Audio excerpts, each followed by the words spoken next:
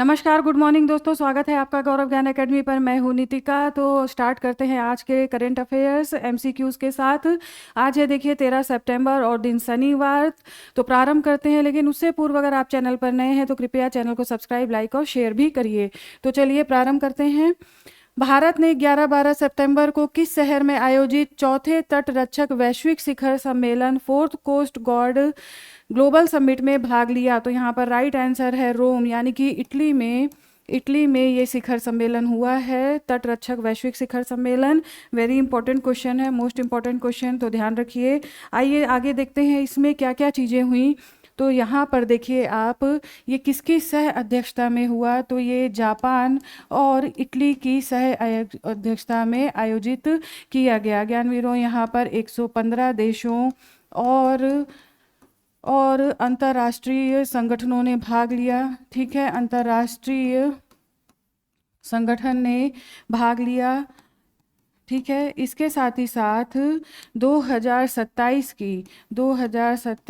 की पाँचवें, ठीक है, पाँचवें शिखर सम्मेलन, तटरक्षक बल शिखर सम्मेलन के आयोजन के लिए, ठीक है, शिखर सम्मेलन के आयोजन के लिए भारत ने बोली लगाने की इच्छा जाहिर की है। ठीक है, भारत ने बोली लगाने की इच्छा जाहिर की है।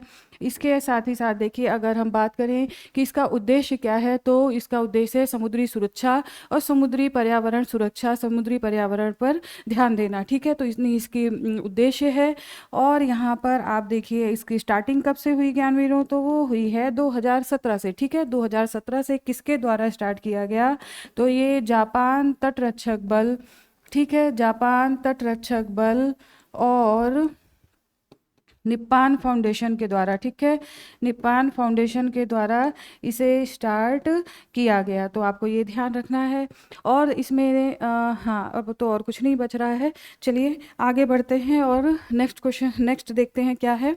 हाँ, नवस्थानी पोत अटल का लॉन्च। ठीक है, ये भी सारी भारतीय तटरक्षक बल से संबंधित जानकारी है, तो इम्पॉर्टेंट है, देख लेते हैं। यहाँ पर सबसे पहले ये देखिए कि इसे बनाया किसने? तो गोवा शिपयार्ड लिमिटेड के द्वारा बनाया गया। ठीक, लिमिटेड के द्वारा बनाया गया।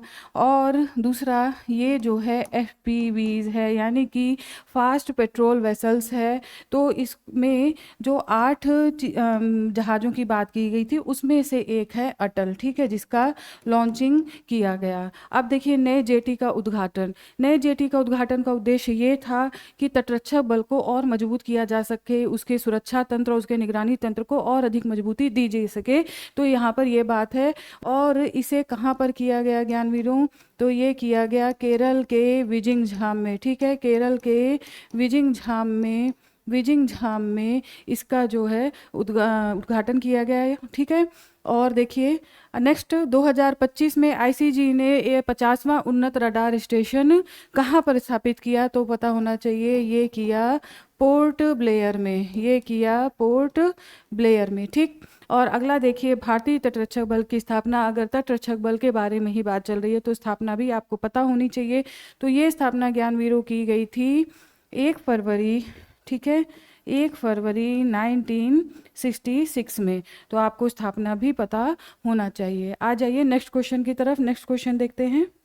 हाल ही में भारत और किस देश ने स्थानीय मुद्रा में व्यापार करने का निर्णय लिया है? तो राइट आंसर है यहाँ पर मॉरिशस। देखिए, मॉरिशस के प्रधानमंत्री इस समय भारत की यात्रा पर हैं, जिनका पूरा नाम है नवीन चंद्र राम गुलाम। ठीक है, मॉरिशस के प्रधानमंत्री। और यहाँ पर देखिए क्या क्या बातें हुई हैं। तो यहाँ पर मेनली 7 समझौते हुए हैं। ठीक है, 7 समझौते भारत ने किए हैं, जिसमें कि 6,000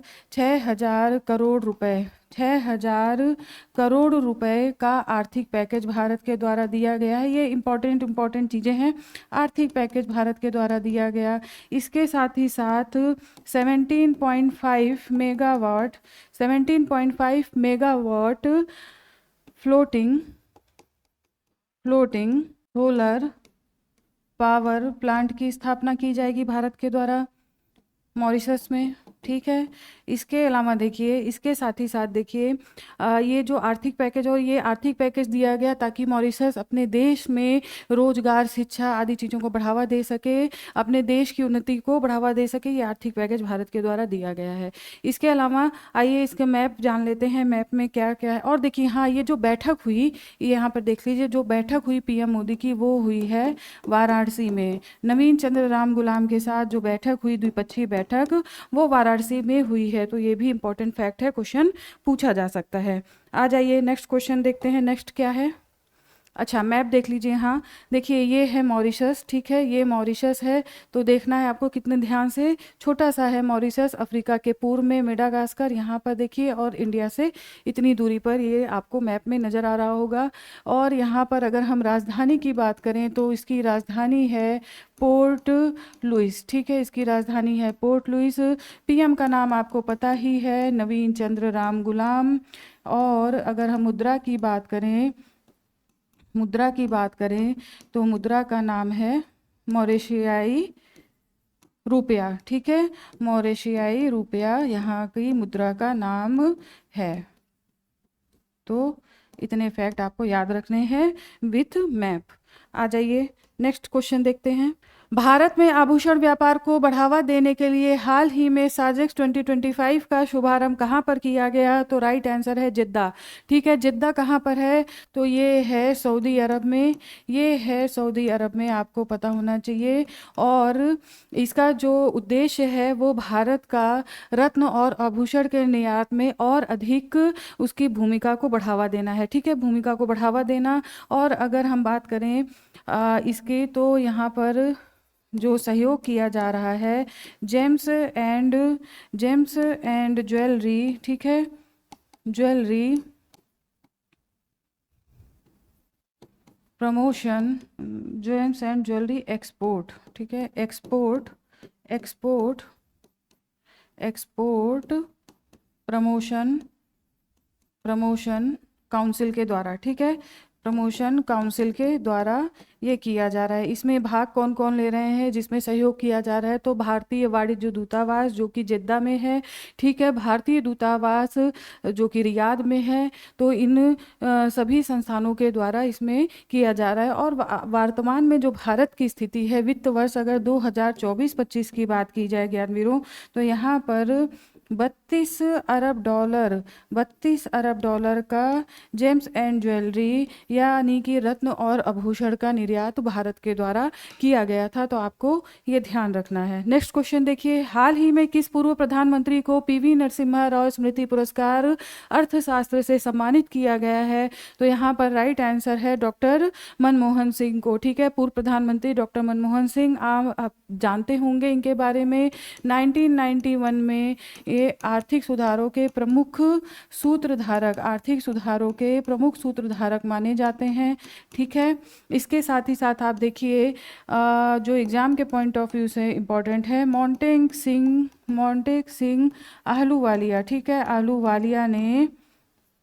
वालिया ने ये पुरस्कार दिया है। और स्वीकार किसने किया यानी कि लिया किसने है? तो ये लिया है उनकी पत्नी गुरु शरण कौर, ठीक है, उनकी पत्नी ने लिया है। मरणोपरांत उन्हें ये पुरस्कार मिला है। ये पुरस्कार ज्ञानवीरों दिया किसके द्वारा जाता है?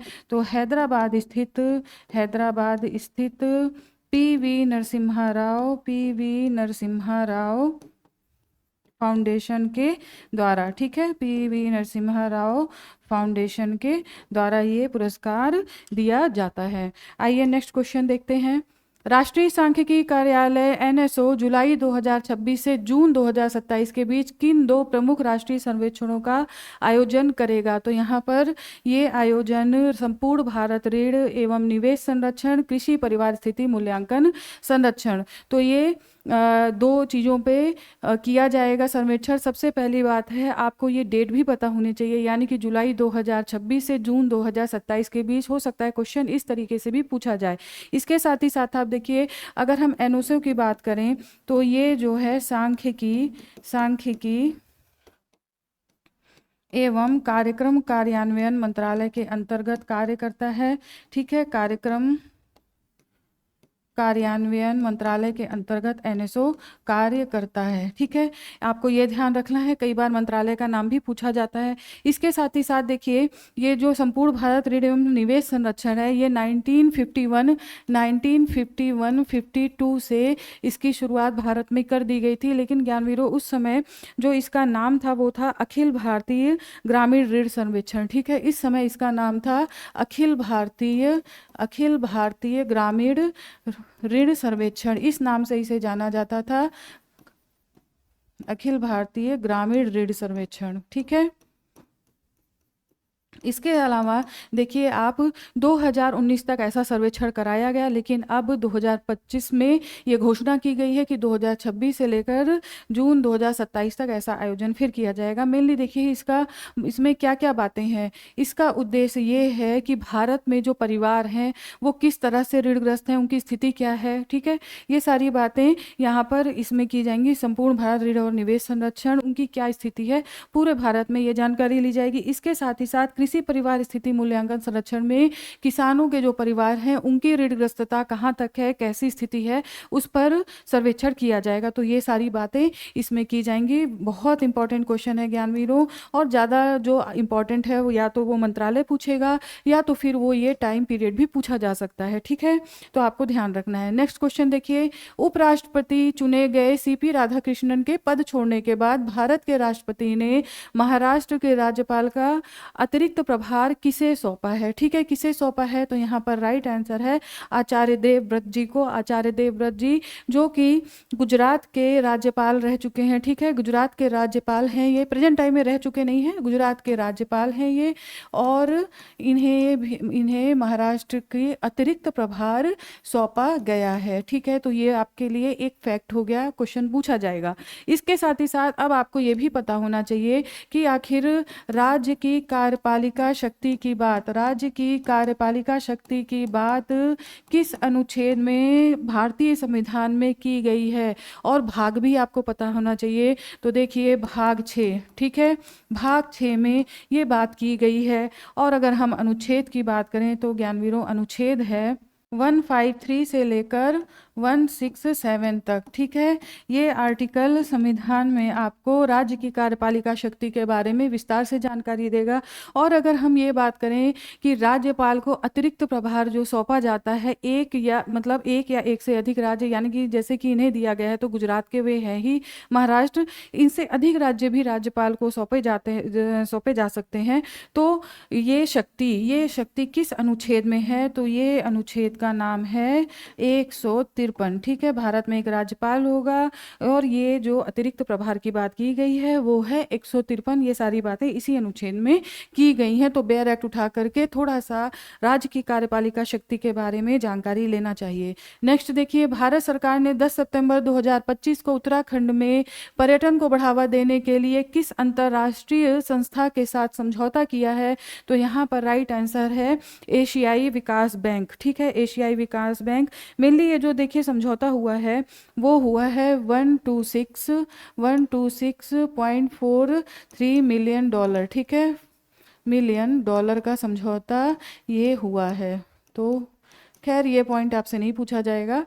एडीबी विकास बैंक, यानी कि एशियाई विकास बैंक की अगर हम बात करें तो एशियाई विकास बैंक की स्थापना ज्ञानवीरों जो की गई थी वो 19 दिसंबर 1966 में की गई थी। देखिए, और अगर तटस्थक बल 1977 और 66 में एशियाई विकास बैंक। अगर सबसे ज़्यादा बड़े शेयर धारक की बात की जाए इस बैंक में तो वो है अमेरिका और जापान। ठीक है, भारत नहीं है, अमेरिका और जापान शेयर धारक, सबसे बड़े शेयर धारक ये दोनों देश हैं। विश्व बैंक के तर्ज पर इसकी स्थापना की गई थी ताकि क्षेत्रीय स्तर पर विकासशील देशों के आर्थिक विकास में और उनका सहयोग कर सके, तो इस आधार पर इसकी स्थापना की गई थी। नेक्स्ट क्वेश्चन देख लीजिए, भारत की सबसे तेज ट्रेन जो दिल्ली मेरठ क्षेत्रीय तीव्र परिवहन प्रणाली पर चल रही है उसका नाम क्या है, तो राइट आंसर है यहाँ पर देखिए नमो भारत। नमो भारत जो ट्रेन है भारत की अब सबसे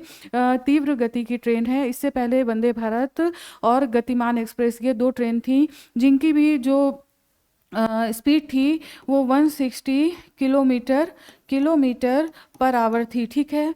लेकिन इसके सुरक्षा को लेकर के, मतलब वो जिस रूट से जा रही थी वहाँ की सुरक्षा को देखते हुए इसे घटा करके 130 किलोमीटर पर आवर किया गया। लेकिन ये जो है दिल्ली मेरठ ज्ञानवीरों, ये इसकी नमो भारत की स्पीड 160 किलोमीटर प्रति घंटा रखी गई है, तो इसलिए सबसे तेज़ गति की ट्रेन हो गई। और अगर हम इस रूट की बात करें तो ये है आपका 82.12 किलोमीटर, ठीक है। ये आपका जो रूट है 82.12 किलोमीटर, यानी कि 1 घंटे में ये दूरी तय की जा सकेगी, 1 घंटे में ये दूरी तय की जा सकेगी। नेक्स्ट क्वेश्चन देखिए, हाल ही में नेपाल की पहली महिला प्रधानमंत्री कौन बनी? तो राइट आंसर है यहाँ पर सुशीला कार्की, ठीक है।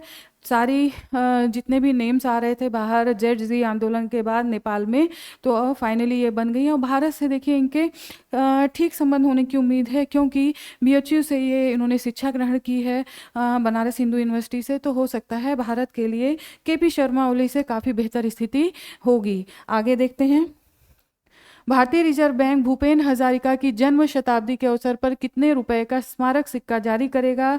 तो यहाँ पर देखिए 100 रुपये का स्मारक सिक्का 13 सितंबर आज ही के दिन, ठीक है, 13 सितंबर को जारी किया जाएगा, 13 सितंबर को जारी किया जाएगा। भूपेन हजारिका आपको पता होगा असम के कवि और महान गायक के रूप में इन्हें जाना जाता है, ठीक है। और आप देखिए जन्म शताब्दी के अवसर पर इसके साथ ही साथ ज्ञानवीरों इन्हें भारत रत्न भी दिया जा चुका है, भारत रत्न भी दिया जा चुका है 2019 में, 2019 में दिया जा चुका है। तो ज्ञानवीरों देखिए आज के करंट अफेयर, आज के मुख्य अपडेट्स यहीं पर समाप्त होते हैं। फिर आपसे मिलती हूँ कुछ नए अपडेट्स के साथ, तब तक स्वस्थ रहिए, मस्त रहिए, पढ़ते रहिए। धन्यवाद, आपका दिन शुभ हो।